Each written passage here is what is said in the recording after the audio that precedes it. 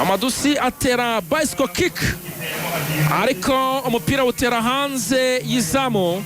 Ubwo APR nyine yakoze impinduka, wabita Mamadusi yinjiranye mu kibuga n'umuvandimwe Hakim Kiwanuka, hanyuma mu gishaje Gilbert barafinda avanamo na Denis Lukambi Omedi. Akaba rero arizo mpinduka zabayeho,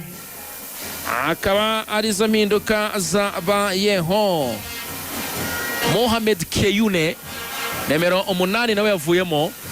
Mohamed Keyune nimero 8 Mohamed Keyune akaba aya ndetse na nimero 12. yes, akaba rero ariko nguko bimeze. Attention regane, ubona ko ikipe APR igitego cya kabiri byanze, cyagoranye cyane. Muhazi bari gukina bugarira cyane bikagora APR kubona espace, ariko nanone Muhazi kanyuzamo ikanataka. Biri gusaba rero izindi mbaraga none APR igiye kuzana Ramadhani. Yes, ni ekipe ya APR yegukanye igikombe cya gatandatu kikurikirana cya shampiyona y'u Rwanda, ni Rwanda Premier League. Ikaba icyegukanye ku nshuro ya gatandatu yikurikirana, kuko rwose iyi ekipe y'ingabo z'igihugu imaze kubaka ubukombe. Twavuga yuko ubu kugeza kuri kano kanya biragoye yuko hazajya indi ekipe yo muri shampiyona y'u Rwanda yazakora aya mateka. Nubwo rwose wenda bino bikombe rimwe na rimwe ekipe ibitwara, bamwe bavuga bati ntago binyuze mu mucyo, ntago biboneye, ariko wabyanga wabyemera bijya Kacyiru. Niho rwose bino bikombe byose bigomba, Kimihurura niho bino bikombe byose bibikwa. Rero bikaba binagaragara cyane yuko ni ekipe imaze kumanika, imaze gushyiraho amateka. Bishobora kuzagorana yuko indi ekipe hano mu Rwanda yazashyiraho. Ni ibikombe bitandatu itwaye yikurikiranya, biza bisanga ibindi rwose ekipe ibitse. Ni umwaka twavuga yuko nubwo watangiye bitameze neza, ariko ni umwaka urangiye neza, kuko ekipe yegukanye ibikombe bitatu bya shampiyona. Yegukanye ibikombe bitatu muri uyu mwaka w'imikino wa 2024-2025. Kuva za 2020 na ende ekipe iravuga iti irafata icyemezo cy'abagabo ngo ibe yakegukana igikombe cya shampiyona hano mu Rwanda, usibye nyamukandagira mu kibuga. Nkuko wabyumvaga rero, iyi commentator yari yabanjeho, bari kugenda bagaruka ku bakinnyi bagiye batandukanye barimo ba Mamadusi, ariko reka tugaruke kuri kino gifaru Djibril Shekwatara, kigaragaza yuko rwose mu gihe yabagumye undi mwaka mu ikipe ya PRFC ashaka gutsinda ibitego birengana 30, kuko ni umusore waje mu mpera z'ukwa mbere, ariko Gizungu afite ibitego bijya muri 12 imba nibeshye. Ariko biragaragara yuko rwose iyo abona indi mikino nk'ibiri bya no kurangira abaye meilleur buteur wa shampiyona, kandi yarakinye kimwe cya kabiri cya saison. Rero ni umukinyi uyu munya Burkina Faso, nubwo atahamagaye mu ikipe y'igihugu ye, ariko umukinyi ugaragaje yuko ari ku rundi rwego rwose rwo kuba yakina no muri ekipe irenze APR FC.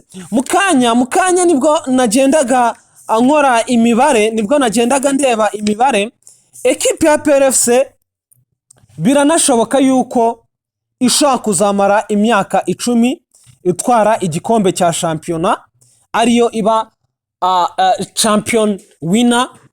Birashoboka kuko uyu ni umwaka wa gatandatu nkuko nabikubwiraga, kandi biragaragara yuko rwose ekipe bahanganiye igikombe ariyo kipe ya Rayon Sports hano bishobora kuzaba bimera nk'ibigorana n'undi no mu myaka iri imbere, kuko ekipe APR FC yarabanje irabateguza, wibuke ko hari harimo amanota menshi cyane. Ekipe ya APR FC iyoboye urutonde rwa shampiyona ku mukino umwe wa nyuma, aho ekipe ya APR yatsinze Gorilla, Rayon Sport itsindwa na Bugesera.